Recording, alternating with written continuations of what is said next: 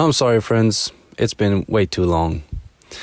Perhaps you saw the previous video where I began a sawmilling series in which I try and give some of the best tips and tricks for those who want to learn more about this. But it's been an absolute wild summer.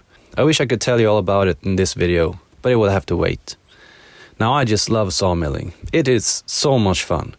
And I want others to enjoy it as well. And the best way to enjoy doing this is knowing what methods work the best. So let's rewind the clock a little bit and pick up where we left off.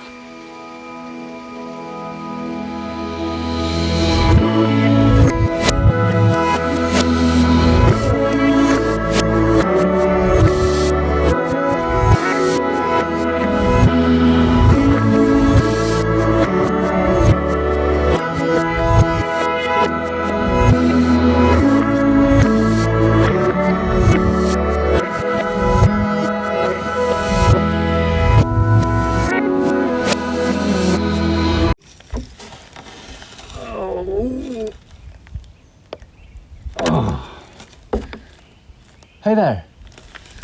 Welcome to another video and the end of a beautiful day.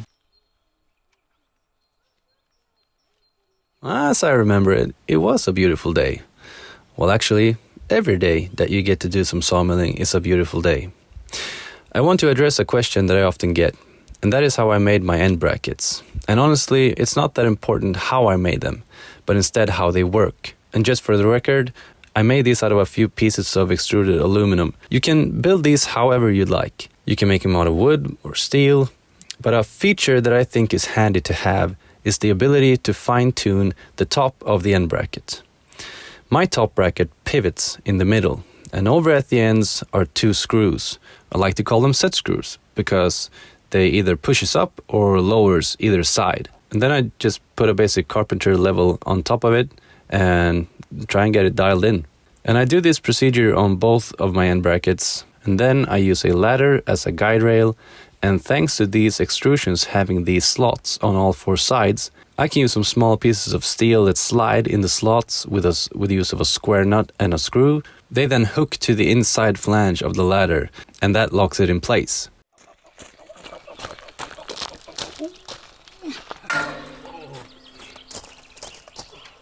Whatever you decide to use as brackets and guide rail, make sure you get the guide rail as flat and straight as possible, and then you will be all set. Early morning and we got ourselves a nice sun here.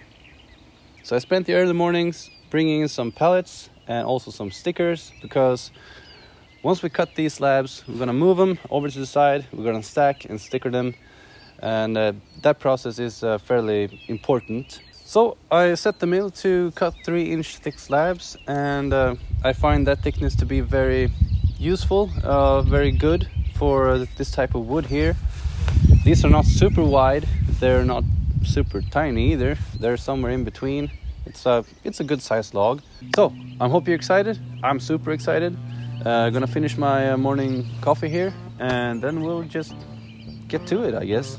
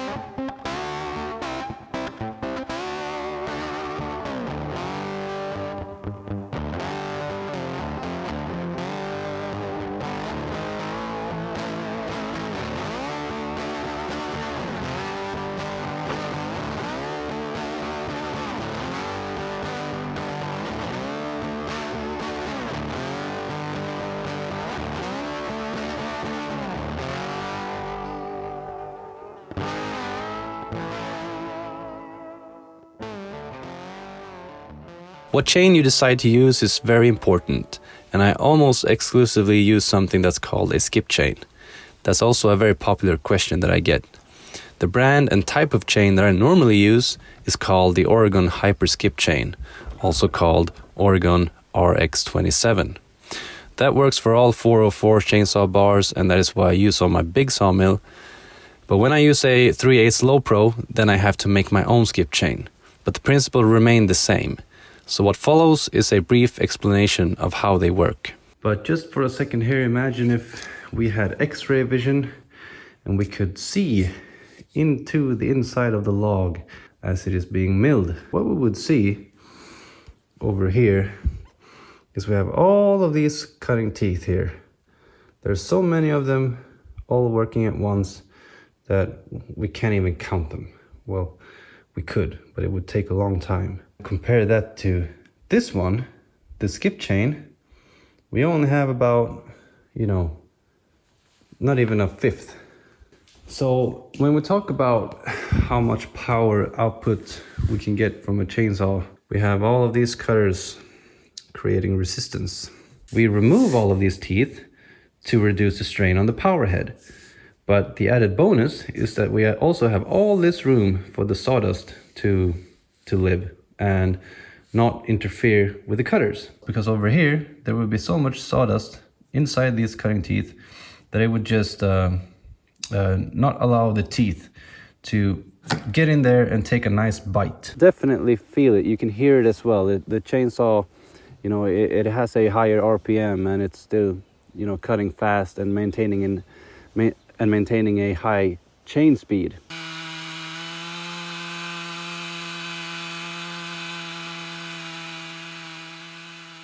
You can often tell the sharpness of a chain by looking at the sawdust. And I was getting nice chunky bits there throughout both of the cuts, which means that the chain is still sharp. But the downside of using a skip chain like that is you're gonna need to sharpen it more often. So before I make the third slab here, I'm just gonna give it a quick touch up with the file, just a very light strokes over each of the cutting teeth, just to give it back that really sharp edge, and that's what really makes a difference. The log is sitting in a downward slope, so just by having a sharp chain, it'll actually feed itself, and the little slope that I have is also sort of feeding the saw by itself, just by gravity. And speaking of gravity, Jesus. And that's another key aspect of this, is that you need to try and plan ahead. So in this case, I know that I'm going to be moving this stack as soon as I get my loader back from the mechanic. So it doesn't really matter where I put them right now. So that's why I put the pallets on the ground next to the log, so I can use the log as sort of a sliding platform. So I can slide each slab off of the log, and it's impossible to carry these. These are well over 100 kilos a piece, or 200 pounds or more.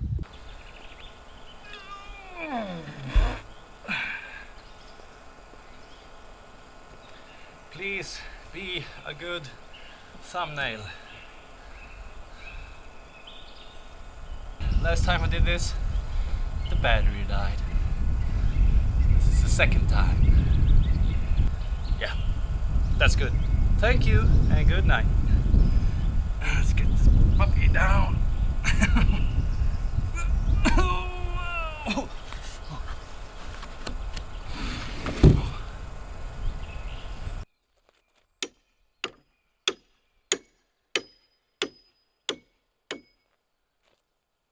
Like to put a few wedges in at the ends of the slab, just to raise it up higher than the thickness of the sticker.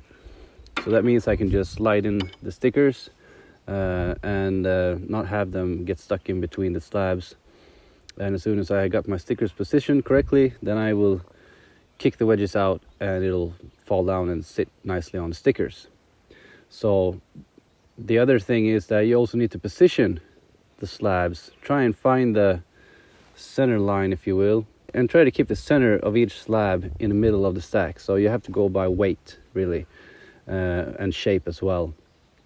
So just eyeball it, try and think of where you have a center line and trying to match that with the center line of the previous slab, the one underneath it. So that way, as you move up through the stack, you'll have a nice solid stack that is that has its weight fairly centered, and it's not going to be prone to tipping over and things like that. So those are just some pointers there. And one final thing before we continue here is that you also saw me cleaning the slabs and pouring a bunch of water on them. And that's mainly if you're interested in selling the slabs or using them, making some type of furniture and selling the furniture.